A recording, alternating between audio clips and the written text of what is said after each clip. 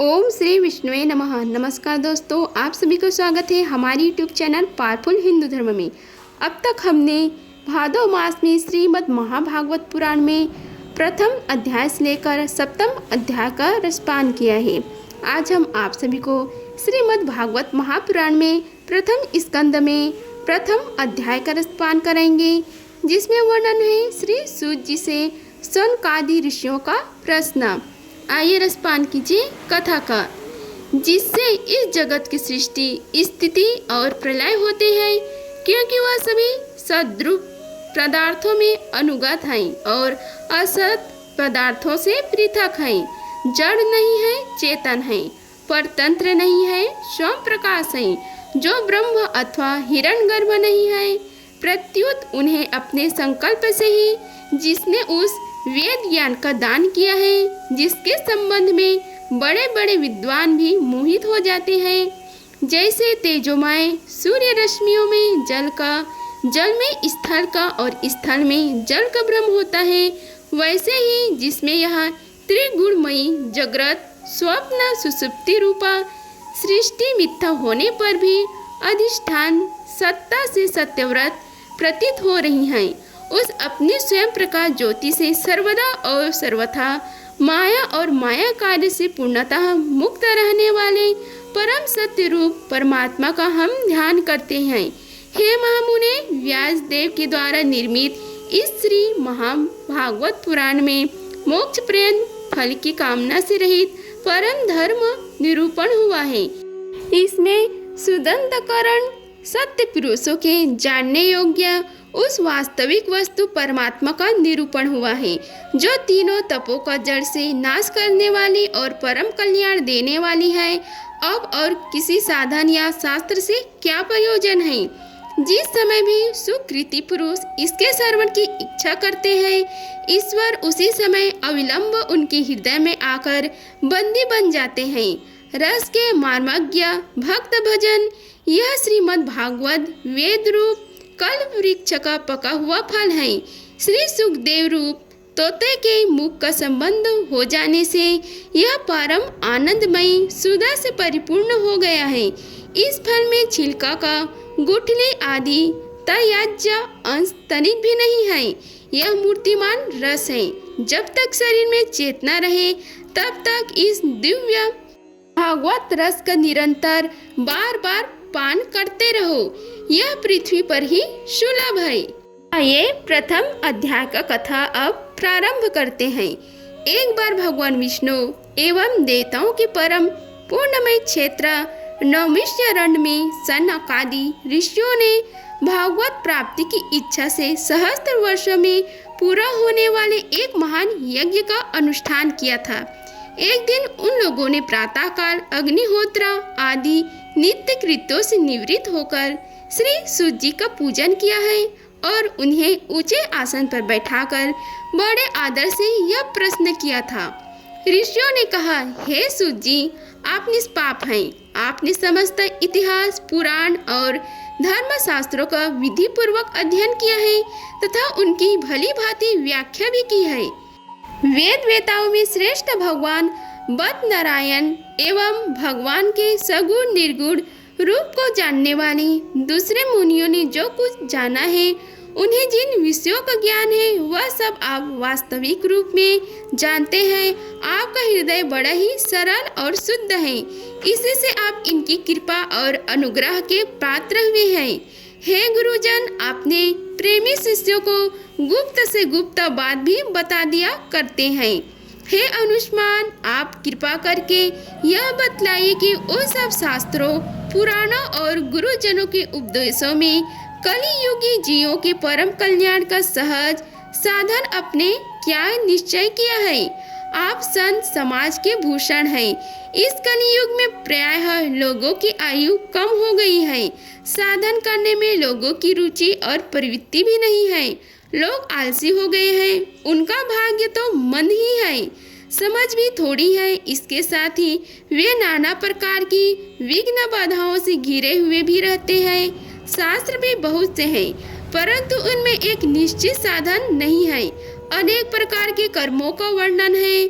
साथ ही वे इतने बड़े हैं कि उनका एक अंश सुनना भी कठिन है। आप परोपकारी हैं। अपनी बुद्धि से उनका सार निकालकर प्राणियों के परम कल्याण के लिए हम श्रद्धालुओं को सुनाइए, जिससे हमारे अंतःकरण की शुद्धि प्राप्त हो। हे प्यारे सूत जी, आपका कल्याण हो। आप तो जानते ही हैं कि यदि वंशियों के रक्षक भक्त वत्सल भगवान श्री कृष्ण वासुदेव की धर्म पत्नी देवकी के गर्भ से क्या करने की इच्छा से अवतरित हुए थे, हम उसे सुनना चाहते हैं। आप कृपा करके हमारे लिए उसका वर्णन कीजिए, क्योंकि भगवान का अवतार जीवों के परम कल्याण और उनकी भागवत प्रेममयी समृद्धि के लिए ही होता है। यह जीव जन्म मृत्यु के घोर चक्र में पड़ा हुआ है। इस स्थिति में भी यदि वह कभी भगवान के मंगलमय नाम को उच्चारण कर ले तो उसी क्षण उससे मुक्त हो जाए, क्योंकि स्वयं भय भी भगवान से डरता रहता है। हे शिव जी, परम विरक्ता और परम शांत मुनिजन भगवान के श्री चरणों की शरण में ही रहते हैं। अतएव उनके स्पर्श मात्र से संसार के जीव तुरंत पवित्र हो जाते हैं। इधर गंगा जी के जल का बहुत दिनों तक सेवन किया जाए तब कहीं पवित्रता प्राप्त होती है।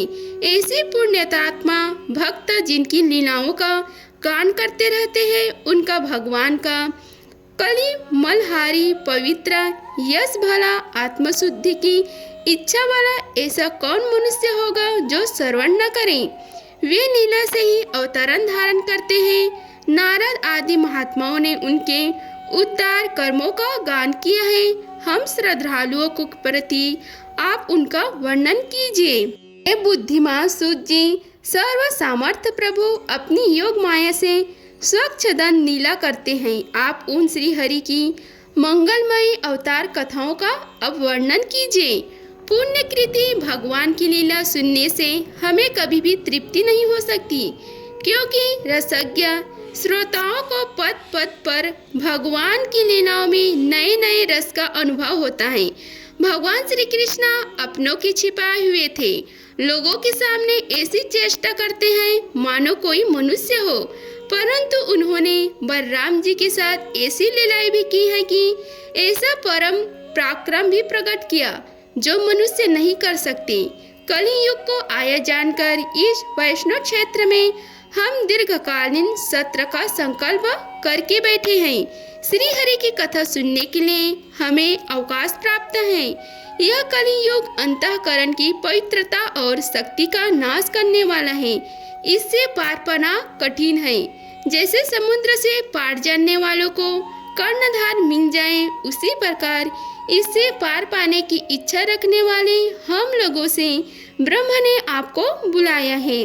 हे धर्म रक्षक ब्राह्मण भक्त योगेश्वर भगवान श्री कृष्ण के अपने धाम में पधार जाने पर धर्म ने अब किसकी शरण ली है, कृपा करके यह भी बताइए। इति श्री मद्भागवते महापुराणे परमहंस संहिताए प्रथम स्कंध में 9वें व्याख्यान में प्रथम अध्याय समाप्त हुआ। अब हम आप सभी को कथा अध्याय द्वितीय का रसपान कराएंगे, जिसमें वर्णन है भागवत कथा और भागवत भक्ति का महात्म्य। आइए रसपान कीजिए कथा का। श्री व्यास जी कहते हैं कि सौनकादि ब्रह्मवादी ऋषियों के यह प्रश्न सुनकर रोमहर्षण के पुत्र उग्रश्रव को बड़ा ही आनंद हुआ। उन्होंने ऋषियों के इस मंगलमय प्रश्न का अभिनंदन करके कहना आरंभ किया। श्री सूत जी ने कहा, जिस समय श्री सुखदेव जी का योग्य पवित्र संस्कार भी नहीं हुआ था, सुतारा लौकिक वैदिक कर्मों का अनुष्ठान कर अवसर भी नहीं आया था, उन्हें अकेले ही संन्यास लेने के उद्देश्य से जाते देखकर उनके पिता व्यास जी विहरह से कतार होकर पुकारने लगे, बेटा बेटा। उस समय तन्मय होने के कारण श्री सुखदेव जी की ओर से वृक्षों ने उत्तर दिया, ऐसे सबके हृदय में विराजमान श्री सुखदेव जी को मुनि को मैं नमस्कार करता हूँ। यह श्रीमद् भागवत अत्यंत गोपनीय रहस्यात्मक पुराण है। यह भक्त स्वरूप का अनुभव कराने वाला और समस्त वेदों का सार है। संसार में फंसे हुए जो लोग इस घोर अज्ञान अंधकार से पार जाना चाहते हैं, उनके लिए आध्यात्मिक तत्वों को प्रकाशित करने वाला यह एक अद्वितीय दीपक है। वास्तव में उन्हीं पर करुणा करके बड़े बड़े मुनियों के आचार्य श्री सुखदेव जी ने इसका वर्णन किया है। मैं उनकी शरण ग्रहण करता हूँ। मनुष्यों में सर्वश्रेष्ठ भगवान के अवतार नारायण ऋषियों को, सरस्वती देवी को और श्री व्यास देव जी को नमस्कार करके तब संसार और अंतःकरण के समस्त विकारों पर विजय प्राप्त कराने वाला इस श्री महाभागवत महापुराण का पाठ करना चाहिए। ऋषियों अपने संपूर्ण विश्व के कल्याण के लिए यह बहुत सुंदर प्रश्न किया है, क्योंकि यह प्रश्न श्री कृष्ण के संबंध में है और इसमें भली भांति आत्मशुद्धि हो जाती है। मनुष्यों के लिए सर्वश्रेष्ठ धर्म वही है जिससे भगवान श्री कृष्ण में भक्ति हो। भक्ति भी ऐसी जिसमें किसी प्रकार की कामना न हो और जो नित्य निरंतर बनी रहे। ऐसी भक्ति से हृदय आनंद स्वरूप परमात्मा की उपलब्धि करके कृतकृत्य हो जाता है। भगवान श्री कृष्ण में भक्ति होते ही अनन्य प्रेम से उनमें चित्त जोड़ते ही निष्काम ज्ञान और वैराग्य का आविर्भाव हो जाता है। धर्म का ठीक ठीक अनुष्ठान करने पर भी यदि मनुष्य के हृदय में भगवान की लीला कथाओं के प्रति अनुराग का उदय न हो तो वह निरस श्रम ही श्रम है। धर्म का फल है मोक्ष। उसकी सार्थकता अर्थ प्राप्ति में नहीं है। अर्थ केवल धर्म के लिए है। भोग विलास उसका फल नहीं माना गया है। भोग विलास का फल इंद्रियों को तृप्त करना नहीं है। उसका प्रयोजन है केवल जीवन निर्वाह। जीवन का फल भी तत्व जिज्ञासा है। बहुत कर्म करके स्वर्ग आदि प्राप्त करना उसका फल नहीं है।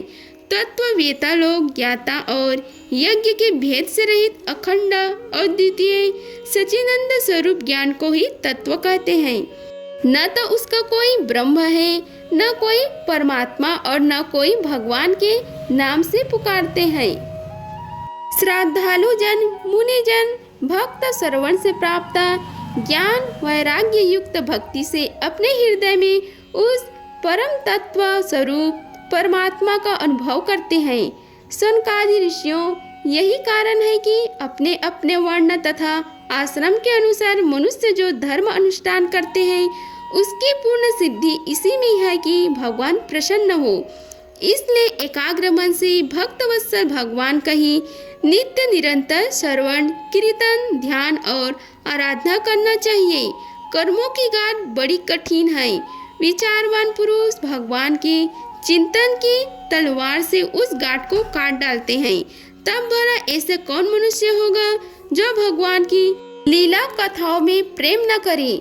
सनकादि ऋषियों पवित्र तीर्थों का सेवन करने से महासेवा से तदंतर श्रवण की इच्छा, फिर श्रद्धा, तत्पश्चात भगवत कथा में रुचि होती है। भगवान श्री कृष्ण के यश का श्रवण और कीर्तन दोनों पवित्र कराने वाला है। वे अपनी कथा सुनने वाले के हृदय में आकर स्थित हो जाते हैं और उनकी अशुभ वासनाओं को नष्ट कर देते हैं, क्योंकि वे संतों के नित्य सुहृदय हैं।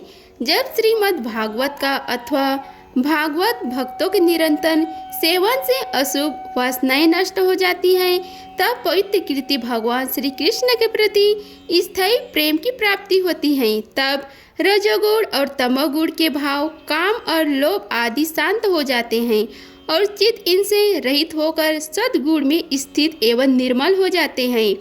इस प्रकार भगवान की प्रेममयी भक्ति से जब संसार की समस्त अशक्तियाँ मिट जाती है, हृदय आनंद से भर जाता है, तब भगवान के तत्व का अनुभव अपने आप हो जाता है। हृदय में आत्मस्वरूप भगवान का साक्षात्कार होते ही हृदय की ग्रंथि टूट जाती है और सारे संदेह मिट जाते हैं और कर्म बंधन क्षीर्ण हो जाते हैं। इसी से बुद्धिमान लोग नित्य निरंतर बड़े आनंद से भगवान श्री कृष्ण के प्रति प्रेम भक्ति रखते हैं, जिससे आत्म प्रसाद की प्राप्ति होती है। तथा प्रकृति के 3 गुण हैं, सत्व, रज और तम। इनको स्वीकार करके इस संसार की स्थिति, उत्पत्ति और प्रलय के लिए एक अद्वितीय परमात्मा ही विष्णु, ब्रह्म और रुद्र ये 3 नाम ग्रहण करते हैं। फिर भी मनुष्यों का परम कल्याण तो सद्गुण स्वीकार करने वाले श्री हरि से ही होता है।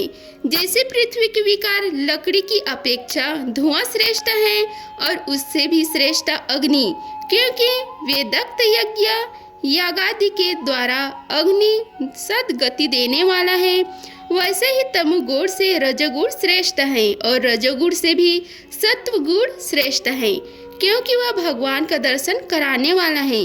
प्राचीन युग में महात्मा लोग अपने कल्याण के लिए विशुद्ध तत्वमय भगवान श्री विष्णु की आराधना किया करते थे। अब भी जो लोग उनका अनुसरण करते हैं वे उन्हीं के समान कल्याण भजन होते हैं। जो लोग इस संसार सागर से पार जाना चाहते हैं वे यद्यपि किसी की निंदा तो नहीं करते, न किसी में दोष ही देखते हैं, फिर भी घोर रूप वाले तमोगुणी, रजोगुणी और भैरव आदि भूतपतियों की उपासना न करके सद्गुणी विष्णु भगवान और उनके अंश काल स्वरूप रूपों का ही भजन करते हैं। परंतु जिसका स्वभाव रजोगुणी अथवा तमोगुणी है वे धन, ऐश्वर्य और संतान की कामना से भूत, पितर और प्रजापतियों की हैं। वेदों का तात्पर्य श्री कृष्ण में ही है। यज्ञ की उद्देश्य श्री कृष्ण ही है। योग श्री कृष्ण के लिए ही किए जाते हैं और समस्त कर्मों की परिसमाप्ति भी श्री कृष्ण ही करते हैं। ज्ञान से ब्रह्म स्वरूप श्री कृष्ण ही प्राप्ति होती है। तपस्या श्री कृष्ण की प्रसन्नता के लिए की जाती है। श्री कृष्ण के लिए धर्मों का अनुष्ठान होता है और सब गतियाँ श्री कृष्ण में ही समा जाती हैं। यद्यपि भगवान श्री कृष्ण प्रकृति और उसके गुणों से अतीत है, फिर भी अपने गुणमयी माया से जो प्रपंच की दृष्टि है और तत्व की दृष्टि नहीं है, उन्होंने ही सर्ग के आदि में इस संसार की रचना की थी। ये सत्व, रज और तम तीनों गुण उसी माया की विलास हैं। इनके भीतर रहकर भगवान इनसे युक्त शरीर के मालूम पड़ते हैं। वास्तव में तो वे परिपूर्ण विज्ञान नंदन घन हैं। अग्नि तो वास्तुतः एक ही है, परंतु जब वह अनेक प्रकार की लकड़ियों में प्रकट होती हैं तब अनेक से मालूम पड़ती हैं। वैसे ही सबके आत्मरूप भगवान तो एक ही है, परंतु प्राणियों की अनेकता से अनेक जैसे जान पड़ते हैं। भगवान ही सूक्ष्म भूत, तन्मात्रा, इंद्रियां तथा अंतःकरण आदि गुणों के विकारभूत भावों के द्वारा नाना प्रकार की योनियों का निर्माण करते हैं और जिनमें भिन्न भिन्न जीवों के रूप में प्रवेश करके उन योनियों के अनुरूप विषयों का उपभोग करते रहते हैं। वे ही संपूर्ण लोगों की रक्षा करते हैं और देवता, पशु, पक्षी, मनुष्य आदि योनियों में भी लीला अवतार ग्रहण करके सत्व गुण द्वारा जीवों का पालन पोषण करते हैं। इति श्री मद्भागवत महापुराणे परमहंस संहिताएं प्रथम स्कंद में 9वें वर्णन व्याख्यान में द्वितीय अध्याय समाप्त हुआ। अगर आप सभी को हमारी वीडियो अच्छी लगी होगी तो वीडियो को लाइक कीजिए, चैनल को सब्सक्राइब कीजिए और कमेंट बॉक्स में ओम नमो भगवते वासुदेवाय लिखिए। धन्यवाद। मिलते हैं अगले वीडियो में, तब तक के लिए जय श्री राधे कृष्णा।